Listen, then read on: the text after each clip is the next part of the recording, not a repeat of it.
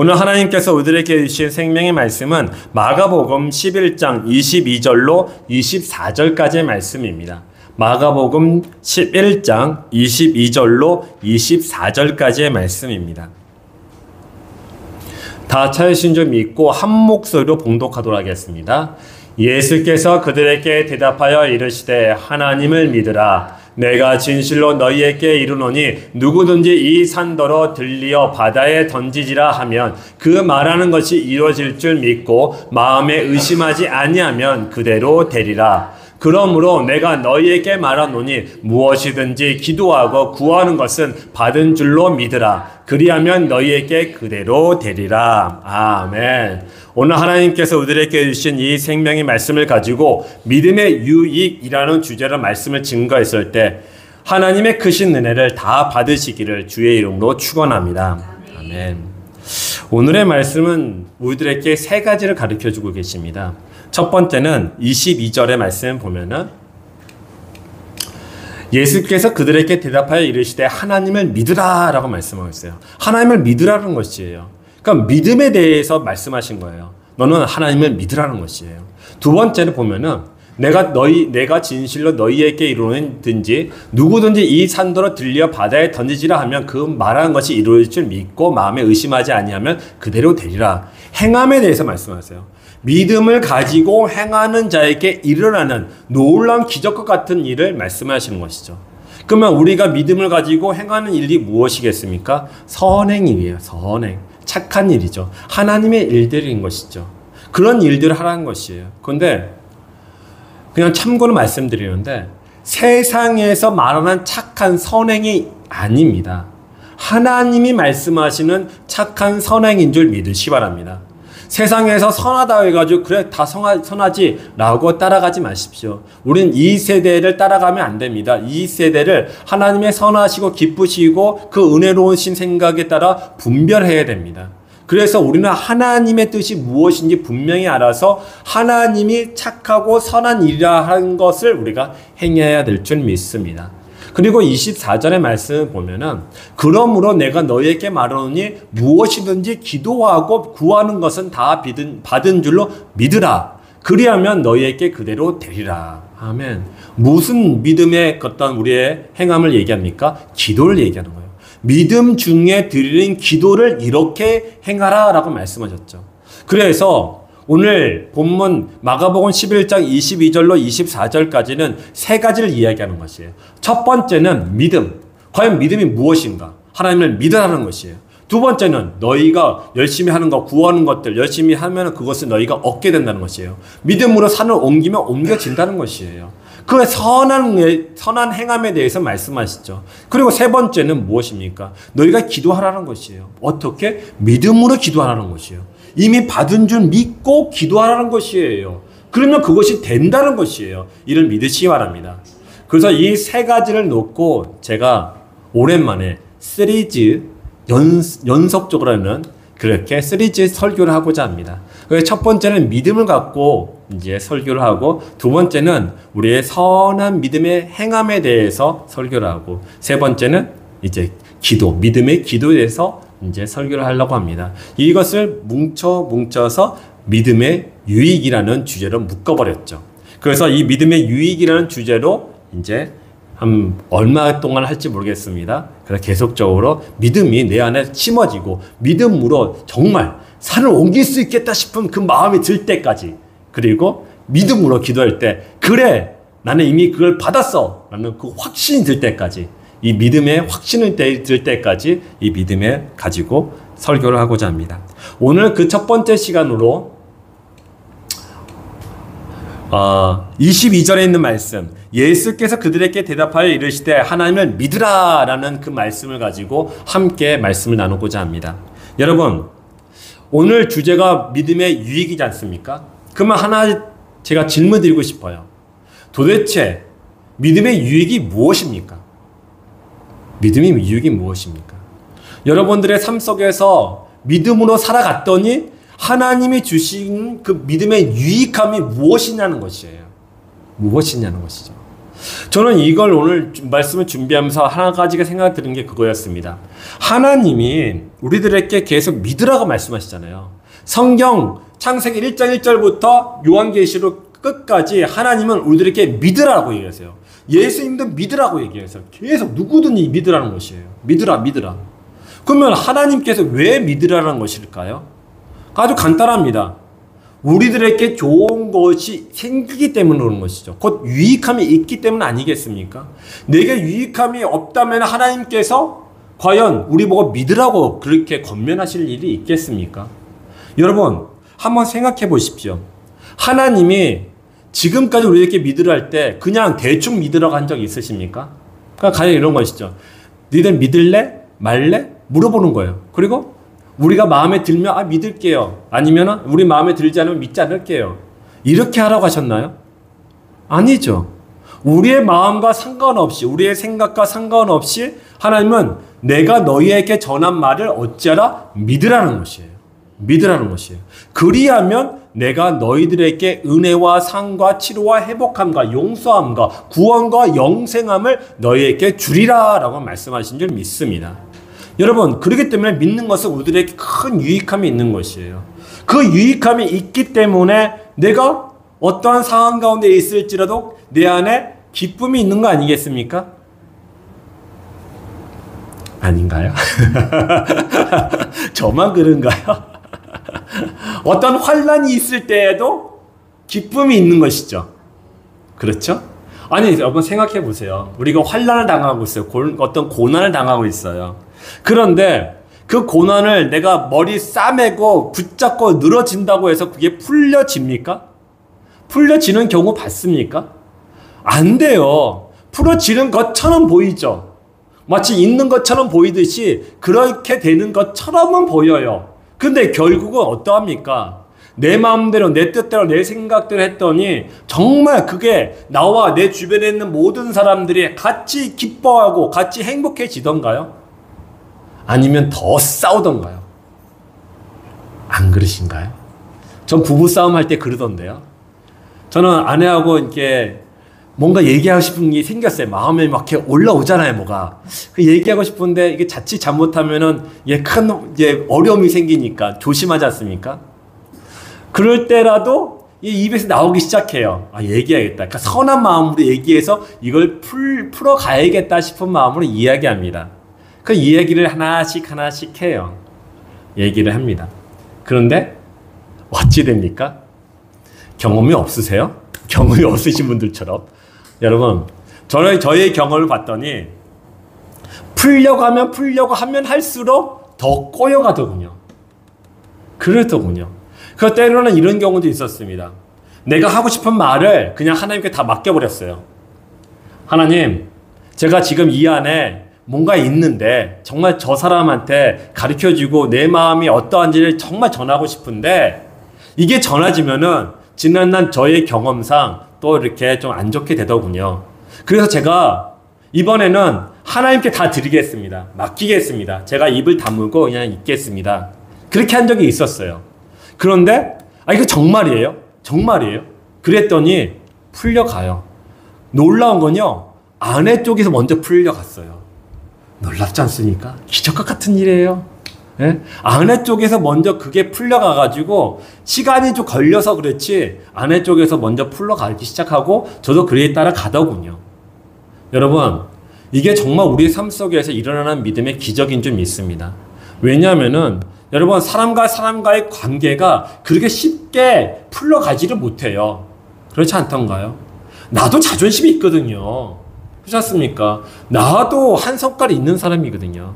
그리고 내가 생각하고 내가 지금 당한 이 마음이 맞거든요. 억울한 게 있잖아요, 내가. 맞잖아요. 그러니까 내 마음을 전하고 싶어요. 그리고 저 사람이 변화되야겠다 싶은 생각도 드는 거죠. 그렇게 하는 거예요. 그런데 내 생각처럼 되는 경우가 그렇게 없어요. 그렇게 인간관계는 어려워요. 특히 정말 내가 사랑하는 내 가족들과 또 내 지인들, 내 친구들, 내 직장 동료들, 이 사람들의 관계가 이상하게 내가 하고 싶은 말을 하게 되면은 이상하게 더 꼬여 들어가는 경우가 있어요. 그래서 그냥 너는 너대로 살아라. 나는 나대로 살겠다. 알아서 살자. 뭐 내가 너한테 피해 준 것도 없고 내가 너 다시 만날 일도 없고 뭐 이렇게 합니다.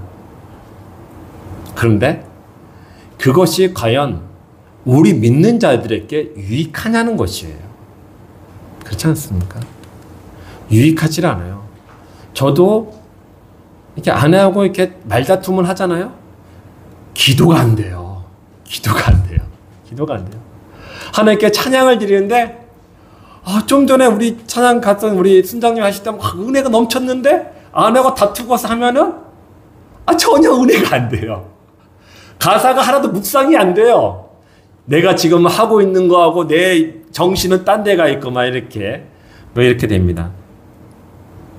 하나님께서 우리에게 믿는 자에게 이렇게 나를 믿으라는 것은 그 유익함이 무엇이냐면 내게 맡기라는 것이에요.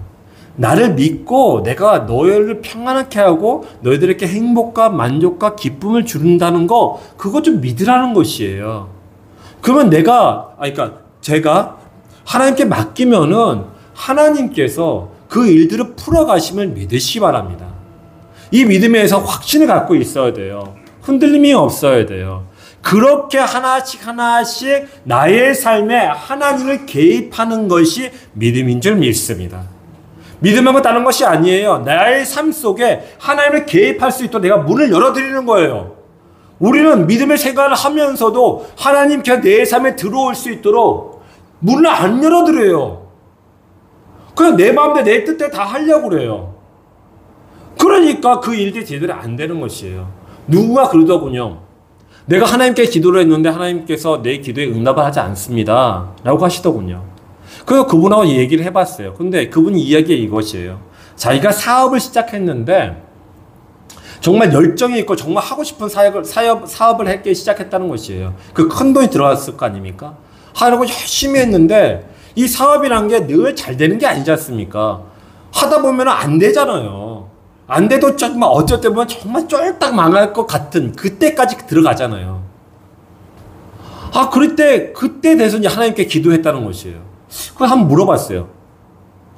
집사님 혹시 처음에 사업하실 때 하나님한테 기도하시면서 시작하셨습니까? 그랬더니 그 집사님이 가우뚱하시더라고요. 그러면 10중 8구를 안 했다는 것이에요. 그러니까 자기가 하고 싶은 대로 그냥 했다는 것이죠. 그래서 이제 얘기를 하다가 더 되게 들어보니까 정말 기도를 별로 신경 안 썼다는 것이에요. 밤낮 가리지 않고 열심히 했고요. 주일날도 빠지면서까지, 예배를 빠지면서까지도 그 사업에 전념을 했다는 것이에요. 그런 말 하죠. 전 재산이 들어간 것처럼 엄청난 돈이 들어갔으니까. 그런데 어려울 때가 문제인 것이에요. 어려울 때 그 마음이 얼마나 힘들겠습니까? 이게 보통 장난이 아니잖아요. 그때 누군가한테 의지하고 싶은데 여러분 이렇게 사업이 잘 안 되면요 주변 사람들 하나씩 떠나가요. 내가 주변 사람들 얘기하기가 힘들어져요. 그렇지 않던가요? 그러면 누구한테 나가서 말을 하면 좋겠습니까? 하나님께 기도하는 게 제일 좋아요. 하나님께 나가서 우는 게 제일 좋다니까요. 살려달라고요. 그런데 그때 하나님께서 뭐라 하실까요? 너 처음에 시작할 때 나한테 같이 시작하자고 처음에 시작할 때 나한테 뭐라고 한 적 있니? 너 마음대로 다 했잖아. 그런데 이제 막상 네가 어려워지니까 이제 오니? 라고 하시면은 우리가 뭐라 하겠습니까? 그렇지 않습니까? 우리가 차라리 반대로 처음에 이 일을 시작할 때 하나님께 솔직하게 담백하게 기도했으면 좋겠어요. 내 마음에 있는 거. 하나님 저 이 사업 정말 하고 싶어요. 하나님 정말 이 사업 제가 어릴 때부터 수년 전부터 꿈꿨던 것이에요. 그래서 드디어 이제 돈이 모였어요. 그래서 정말 이걸 하고 싶어요. 하나님 도와주세요. 하나님 만남의 축복을 주세요. 하나님 저한테 형통의 축복을 주세요. 그리고 이 사업이 잘 돼서 재적의 축복을 누리서 그 재적의 축복을 인하여 내 주변에 있는 사람들에게 하나님의 선한 일들을 할 수 있도록 저에게 축복을 주세요. 차라리 이게 나아요. 처음부터 하나님께 매달리기 시작하는 것이죠. 그게 뭡니까? 나의 삶 속에 하나님을 영접하고 개입시키도록 하는 거예요. 하나님한테 처음부터 시작하면서 계속 기도하면서 매달린다면은 하나님이 제가 어려울 때 외면하실까요? 여러분도 한번 생각해 보세요. 처음부터 하나님께 매달렸어요. 붙잡았어요. 하나님 도와주세요. 하나님 긍휼을 베풀어주세요. 만남의 축복을 주세요. 그리고 형통의 축복을 주세요. 재정의 축복을 주세요. 지혜의 축복을 주세요. 라고 막 기도하는데 내가 정말 어려움을 당했을 때에 하나님께서 저를 외면하실까요? 저는 하나님은 절대 그런 신분이 아니심을 믿습니다. 하나님하고 전혀 동떨어지게 살다가 어려울 때 오면은 전 얄미워서라도 아마 안 도와줄 것 같아요. 근데 우리 하나님은 그러지 않으시기라고 믿지만은 어쨌든 그렇습니다. 여러분, 믿음의 유익이라는 것이 바로 이런 것 같아요. 내가 하나님을 알고 믿고 또 하나님을 나의 삶 속에 개입시켜서 나와 함께 동행하고 하나님께 무슨 일들을 해서 하나님이 나의 일로부터 떠나가지 못하도록, 나의 삶 속에서 떠나가지 못하도록 붙잡는 것이죠. 왜요? 우리 하나님은 어떠한 분이십니까? 우리 하나님은 전지전능하신 분이십니다. 우리 하나님은 없는 것을 있게 만드시는, 무에서 유를 창조하신 하나님이십니다. 하나님은 우리들을 긍휼히 여기신 분이십니다. 우리를 사랑하신 분이세요. 그런 하나님한테 우리가 무엇인가 계속 의지하고 맡기면은 하나님께서 과연 우리를 아니 도와주실 수가 있겠습니까? 도와주실 수밖에 없는 우리 사랑의 하나님이신 줄 믿으시기 바랍니다. 사랑하는 여러분, 그래서 우리가 이 믿음에 대해서 바른 이해를 갖고 믿음에 대해서 흔들림이 없어야 돼요. 흔들림이 없어야 돼요. 믿음이라는 것이 무엇인가?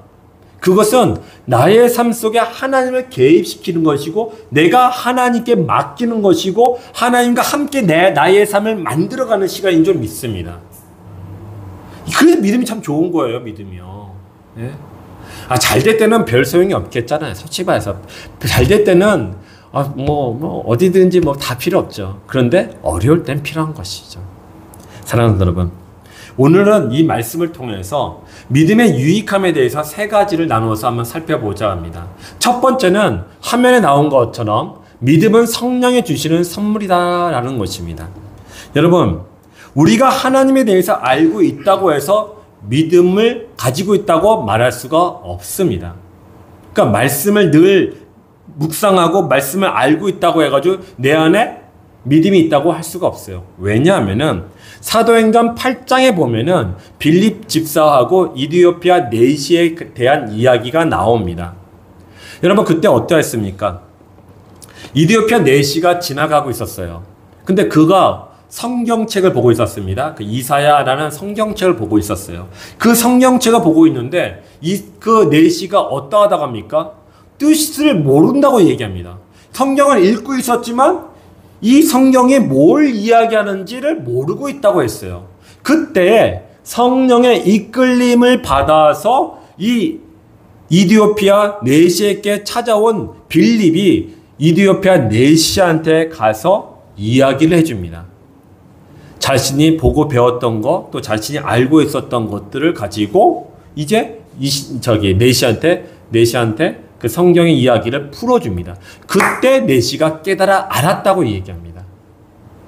그래서 그 깨달아 알게 된 내시가 어찌하냐면은 사도행전 8장 38절과 39절에 이렇게 합니다. 제가 읽어보겠습니다. 이에 명하여 수레를 멈추고 빌립과 내시가 둘 다 물에 내려가 빌립이 세례를 베풀고 둘이 물에서 올라오세 주의 영이 빌립을 이끌어 가는지라 내시는 기쁘게 길을 가므로 그가 다시 보지 못하니라. 아멘. 뭐라 합니까? 어떻게 된 겁니까? 깨달아 알았더니 이 내시가 빌립한테 세례를 받았다고 얘기합니다. 그러니까 예수 그리스도를 영접하게 된 것이에요. 그전까지를 깨달아 알지 못해가지고 이게 뭐지 도대체 이러고 있었어요. 그런데 성령의 이끌림을 받아서 내시한테 왔던 빌립의 도움으로 그가 말씀을 깨달아 알자 그때 가서 믿음이 생긴 것이에요. 그래서 예수 그리스도를 영접했던 것이죠. 그 영접함이 세례로 나타났어요. 그리고 결과적으로 어떻게 됐습니까? 내시가 기쁨의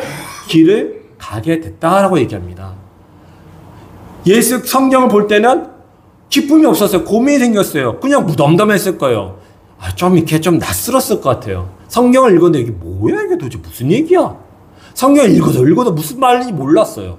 그런데 알게 되자 그 마음 가운데 있는 그 고민 덩어리들, 그 어색함들, 그게 뭐지 하고 그냥 멍했던 그런 것들이 이제는 어떻게 되었다? 깨달아 알게 돼서 기쁘게 되었다는 것이에요. 우리 마음 가운데 기쁨을 말씀을 통해서 얻게 되었다고 말씀한 점 있습니다. 이것이 믿음이겠죠.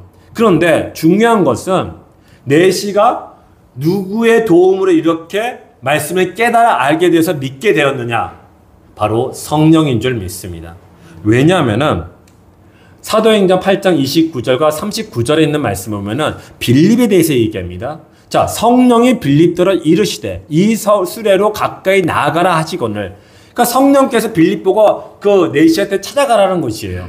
그리고 나와서 끝에 보니까 주의 영이 빌립을 이끌어 간지라. 성령께서 빌립을 내시와 만나게 하고 지혜와 계시의 영이신 성령께서 빌립에게 지혜를 주셔서 말씀을 알고 깨닫게 하셔서 그 내시를 변화시켰어요. 그리고 나와서 다시 주의 영이 빌립을 이끌어 간다고 했습니다. 그러면 처음과 나중에 어떻게 된 겁니까? 성령께 다 하신 거예요. 성령께서 믿음을 가지고 빌립이 내시에게 나아갔고 믿음을 가지고 성경 말씀을 깨달아 알았던 것들을 가르쳐줬고 믿음을 가지고 세례를 베풀었고 믿음을 가지고 다시 성령께서 이끌어 갔던 것이에요. 그 믿음 안에서 무엇이 일어났냐? 한 내시의 영혼이 살아나게 될 줄 믿습니다.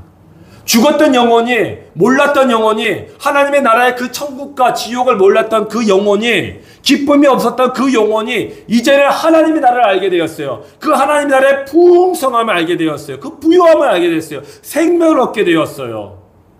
그리고 어둠 속에 있었던 그가 드디어 빛 가운데 나와서 기쁨으로 가더라.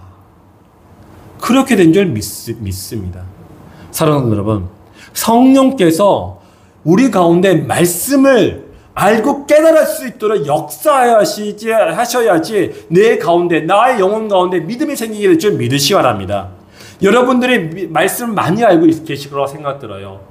이런 저런 이유로 여러분들이 말씀을 많이 알고 있습니다. 그런데 그 말씀에 정말 진정한 진리, 그 영원한 그 생명의 그 진리를 여러분들이 가지기 위해서, 그것을 맛보아 알기 위해서 우리 가운데 필요한 것이 무엇이겠습니까? 성령인 줄 믿으시기 바랍니다. 그러므로 성령을 구하시는 여러분 되시기 바랍니다. 아침에 눈을 떠서 성령께 기도하십시오. 성령 하나님, 오늘도 내 영혼 가운데 충만히 임하소서, 그리고 내 영혼 속에서 강하게 역사하여 주셔서 말씀 안에서 주신 하나님의 그 영원한 생명을 내가 누리게 하여 주시옵소서, 맛보아 알게 하여 주시옵소서. 그리고 그 생명이 내 안에서 빛이 돼서, 생명의 빛이 돼서 내 안에 있는 모든 어두운 것들이 다 떠나가게 하여 주시옵소서 라고 기도하시기 바랍니다.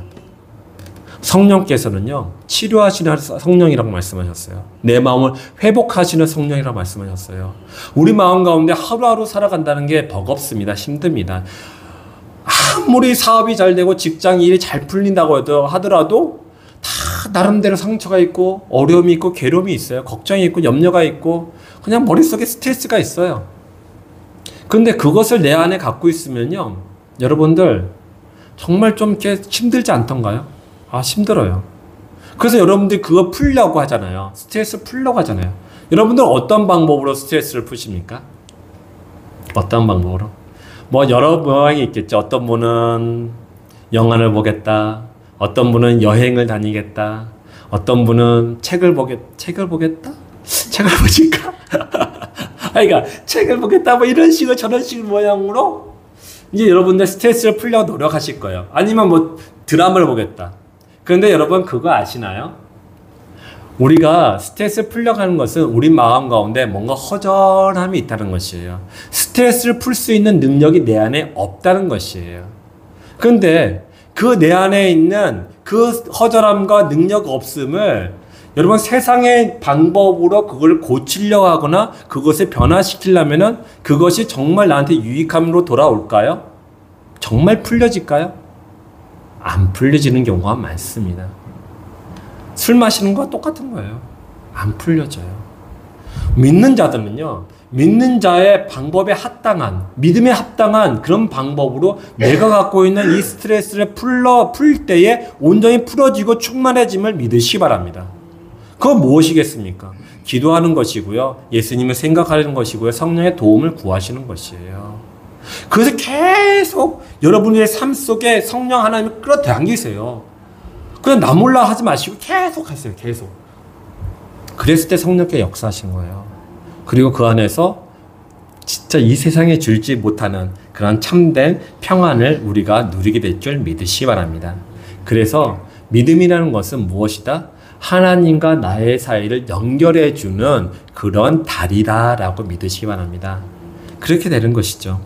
자, 두 번째는 믿음이 우리의 영혼을 살립니다. 여러분, 이 땅에 예수님이 왜 오셨죠?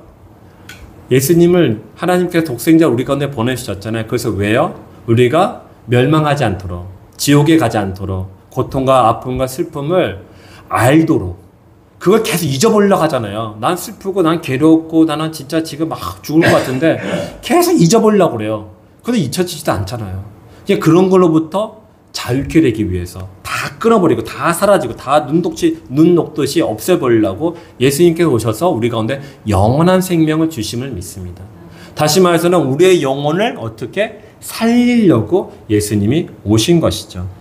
여러분, 그렇다면은 내 영혼이 살아있다는 것은 과연 뭘까요?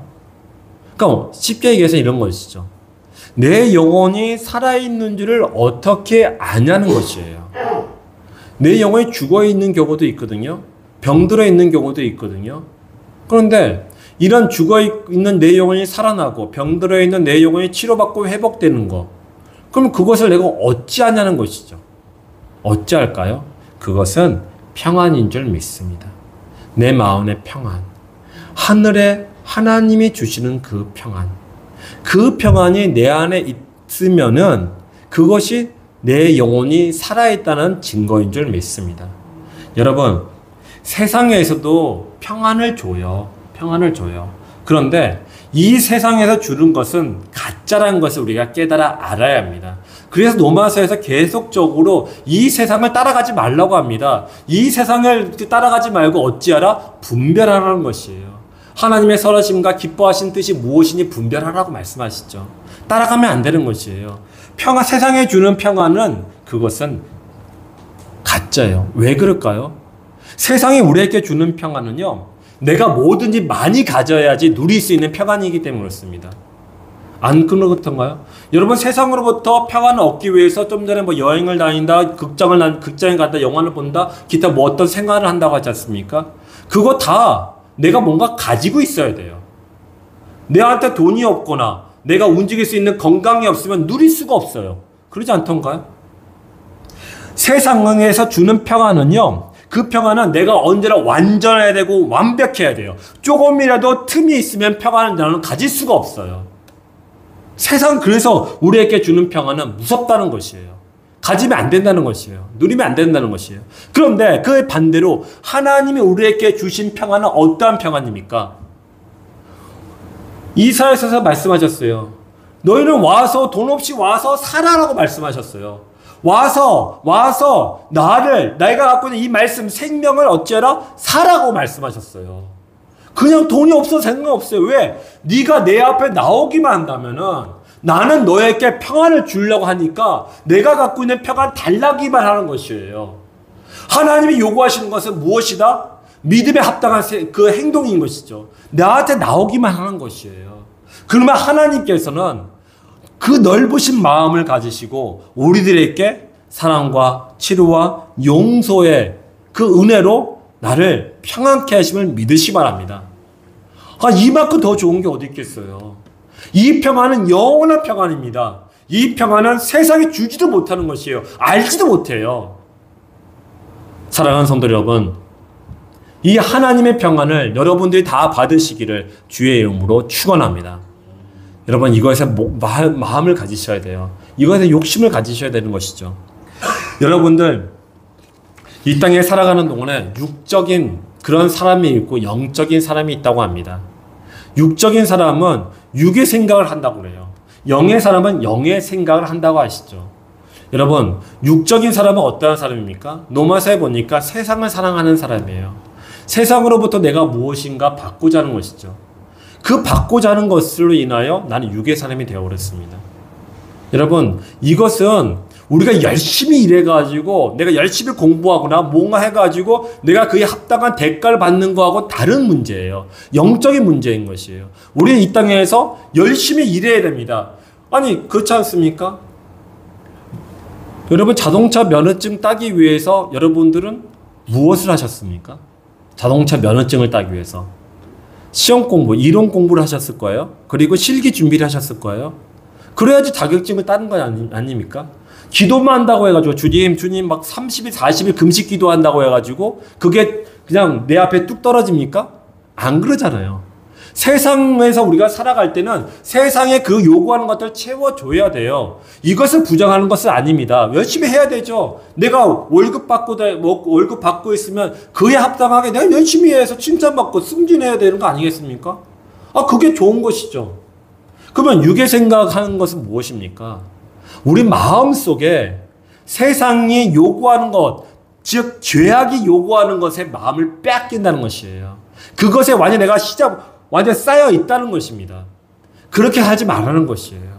하나님의 영원한 것을 바라보라는 것이에요. 하나님의 그 풍성함과 그 부유함과 그 여유로움을 가지라는 것이에요. 그게 영의 생각인 것이죠. 성경에서 뭐라고 하는지 아십니까? 영의 생각은 사망이요. 육의 생각은 사망이요. 또 영의 생각은 생명과 평안이라 라고 말씀하셨습니다. 우리 함께 읽어보도록 하겠습니다. 시작. 육신의 생각은 사망이요. 영의 생각은 생명과 평안이라. 아멘. 하나님은 우리들에게 영의 생각을 하라는 것이에요. 뭐예요? 하나님의 나라를 생각하라는 것이에요. 예수 그리스도가 왜 너희들에게 왔고 너희들이 왜 이 자리에서 예배를 드리고 있는지 생각해 보라는 것이에요. 그것은 무엇입니까? 하나님이 여러분들, 우리 모두에게 생명과 평안을 주시기 위함을 믿으시기 바랍니다. 믿는 자에게 유익이 바로 이것이에요. 세상에 주는 평안이 아니라 하나님이 주시는 평안으로 내 마음이 변화가 되는 거예요. 변화. 그리고 세상에 주는 것을 분별하는 것이죠. 저거 참 보암직하고 먹음직한데? 그럼 먹어버릴까? 됩니까? 안 됩니까? 안 되는 것이죠. 하와가 그게 빠져버렸잖아요. 여러분, 우리는 분별해야 돼요. 분별하기 위해서 아까 이디오피아 내시처럼 말씀과 성령이 우리 가운데 필요한 줄 또 믿으시기 바랍니다.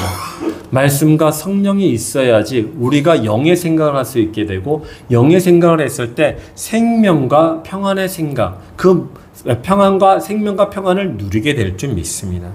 그리고 이것을 알고 있었던 사도 바울이 어찌했습니까? 이 세상의 모든 것들을 배설물로 여기고 예수 그리스도를 아는 지식의 그 고상함을 깨달아 알아서 예수 그리스도와 평생을 동행하는 인생을 살게 되었던 것이었죠. 그렇지 않습니까?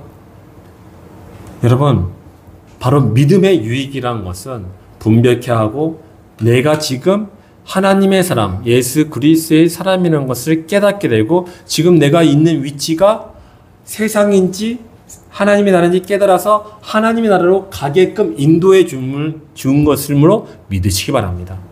세 번째는 믿음은 하늘의 기쁨을 줍니다. 믿음은 하늘의 기쁨을 줍니다.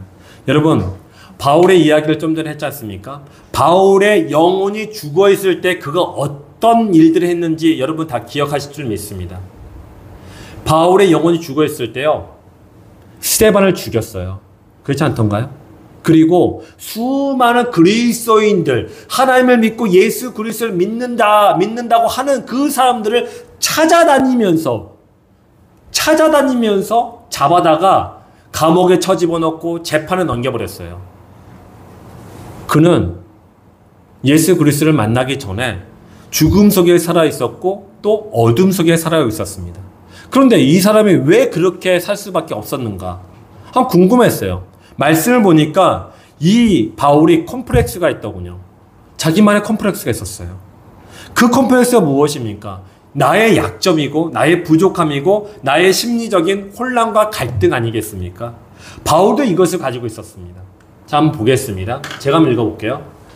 맨 나중에 만삭되지 못하여 난 자 같은 내게도 나는 사도 중에 가장 작은 자라. 왜? 내가 하나님의 교회를 박해하였으므로 사도라 칭함을 받기를 감당하지 못할 자라. 자기 자신을 이렇게 평가했어요. 그리고 그러니까 믿기 전의 얘기죠. 그리고 10절의 말씀 보니까 몸으로 대할 때 편지들은 무게가 있고 힘이 있으나 몸으로 대할 때, 만났을 때 약하고 말도 시원치 않다 하니.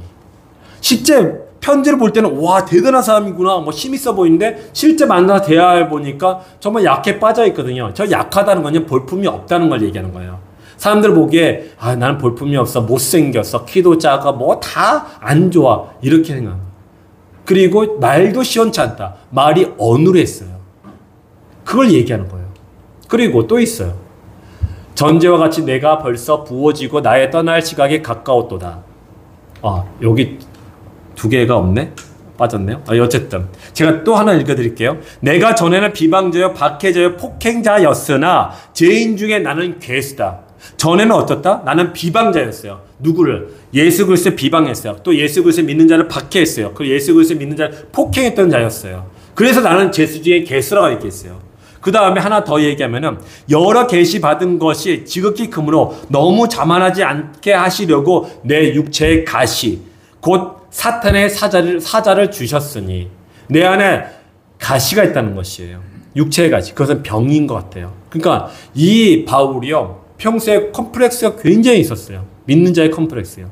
그렇게 컴플렉스가 많았던 이 사람이 예수 그리스도를 만났는데도 불구하고 완전히 치료되지 않았어요. 왜? 이 편지들이 언제 쓴 겁니까? 믿고 나서 썼던 것들이에요. 믿고 나서요. 이 편지들 중에서 그 바울이 예전에 믿지 않았을 때 가졌던 그 상처, 약함들, 부족함들, 그런 것들을만 얘기한 것이 아닙니다. 믿고 나서 전도함 중에도 가졌던 그 어려움들을 얘기하고 있어요. 자, 무엇을 얘기하고 싶은 겁니까? 네? 만나고 나서도 내 안에 아직까지도 상처가 남아있다는 것을 이야기하는 것이에요. 그가 그러므로 말미암아 온전히 그는 어려운 중에 살고 있었던 그 사람이었습니다. 사랑하는 성도 여러분, 이 사도 바울은 늘 자신의 상처와 괴로움과 그 제약으로 해서 짓눌림을 당하고 있었던 그 사람이었어요. 그 사람이었어요. 그런데 그 사람이 예수 그리스도를 믿고 나니까 좀 달라졌어요. 무슨 말이냐면요, 예전에 그가 행했던 거 믿고 나서 갖고 있었지만 그 안에 믿음이 있어서 그가 완전히 그의 생각이 바뀐다는 것이에요. 어떻게 바뀌냐 보면은 디모데후서 4장 6절에서 8절에 있는 말씀인데, 이게 이제 사도 바울이 말년에 유서와 같은 그런 책이거든요. 그 내용을 이렇게 썼습니다. 전제와 같이 내가 벌써 부어지고 내가 떠날 지각에 가까웠도다. 이제 죽음을 임박했다는 걸 알게 되었죠. 나는 선한 싸움을 싸고 나의 달려갈 길을 마치고 믿음을 지켰으니 이제 후로는 나를 위하여 의의 멸륜관을 예비되었으므로 주 곧 의로우신 재판장이 그날에 내게 주실 것이며 내게만 아니라 주의 나타나심으로 사모하는 모든 자에게로다. 아멘. 여러분, 자신 안에 상처가 있고 자신 안에 어려움이 믿음에도 불구하고 갖고 있었어요. 그런데 그 안에는 믿음이 어떨 때 작동된 겁니까? 그의 말년에 그가 어려움을 당하고 있을 때에, 그가 힘들 때 그 믿음이 그 안에 작동이 되어가지고 하나님이 나를 아신다는 걸 얘기하는 거예요. 나와 함께 하신다는 것이에요. 내가 지금 왜 이렇게 어려움을 당하고 있는지 아신다는 것이에요. 그래서 그가 이렇게 얘기한 거 아닙니까? 나는 선한 싸움을 싸웠다고 얘기하는 것이에요. 내가 비록 어렵고 힘든 삶을 살아왔지만은 하나님이 아신다는 것이에요. 나의 삶은 어떠한 삶이다? 선한 싸움을 사는 삶이었다는 것을 누가 아신다? 하나님이 아신다. 이것이 내 안에 있는 믿음이 작동되었을 때 내 안에 평안이 되는 것이고 기쁨이 되는 것이죠. 그뿐만 아닙니다. 그가 스스로 얘기합니다. 나의 달려갈 길을 마치고 믿음을 지켰으니, 주님, 제가 어렵고 힘든 거 살아왔습니다. 내가 옛날에 그 각오로부터 완전히 해방되지 못했습니다. 하지만 나의 달려간 이 길, 내가 주 예수 그리스도와 함께 동행했던 이 시간들 내가 믿음을 지켰음을 주님을 아시지 않습니까? 주님을 아시지 않습니까? 주님은. 이게 내 안에 믿음이 작동된 것이에요. 이 안에 내 안에 믿음이 작동되지 않고 그냥 믿음이 그냥 멈춰 있으면은 그가 이런 고백을 할 수가 없죠. 그리고 그가 이제 천국에 하나님의 나라에 갈 때까지도 생각합니다. 이제 후로는 나를 위해 의의 면류관이 어디에 하나님 나라에 예비되었으므로 주 곧 의로시 재판장이 그날에 그 천국에 있을 때 내게 주실 것이라. 이게 믿음 아니면 어떻게 가질 수가 있겠습니까? 지금 이 시대의 그리스도인들 중에 가장 큰 문제 중에 한 가지가 사후 세계에 대해서 대책을 안 세우고 있다는 거 아닙니까? 천국이 있는데 하나님의 나라가 있는데 과연 우리들이 정말 얼마나 하나님의 나라 그 천국에 대해서 소망을 가지고 바라보면서 신앙생활을 하고 있느냐이죠. 사랑하는 여러분, 우리가 내 안에 있는 믿음이 작동이 되고 그 믿음에 내가 온전히 맡기면은 내 안에 사도 바울이 이 말년에 죽음을 앞두고 있을 때에 그 마음에 가졌던 이 확신이 기쁨이 된 줄 믿으시 바랍니다. 이것이 믿는 자에게 주는 아주 큰 유익인 것이죠. 사랑하는 성도 여러분, 이 유익함을 여러분들이 다 받으시기를 주의 이름으로 축원합니다. 이것을 가지고 살아가시기 바랍니다. 이제 말씀을 마치고자 합니다. 우리가 이 땅에 살아가는 동안에 예수님이 내 생명이시고 내 문제의 답을 갖고 계시고 또 나를 인도하고 계심을 믿으시기 바랍니다. 아직까지도 이 믿음이 없다면 여러분 성령께 구하십시오. 도움을 구하십시오. 말씀을 읽었을 때 그냥 읽지 마시고 성령께서 이 말씀에서 지혜를 깨달을 수 있도록 하여 주옵소서. 하나님의 그 하늘의 그 기쁨을 가질 수 있도록 내 영혼에서 역사하여 주옵소서. 에디오피아 그 네시아한테 역사하셨던 그 성령께서 나의 삶 속에서 역사하여 주셔서 나의 삶 속에 개입하여 주시고 나의 삶 속에서 그 믿음으로 말미암아 내 삶이 하나님 보시기에 기뻐하는 삶, 하나님께서 내게 칭찬하는 삶을 살아갈 수 있도록 인도 역사하여 주시옵소서. 그랬을 때 하나님이 우리의 닫혀있는 것들을 열어주시고 묶여있는 것들을 풀어주심을 믿으시기 바랍니다. 하나님이 이걸 주시기 위해서 예수님을 우리 가운데 보내셨어요. 그리고 이 자리에 있는 우리 모두에게 나를 믿으라 라고 말씀하신 거예요. 하나님을 믿으라. 하나님을 믿으라. 사랑하는 여러분, 하나님을 온전히 다 믿으셔서 하나님이 주시는 이 은혜의 축복을 다 받으시기를 주의 이름으로 축원합니다.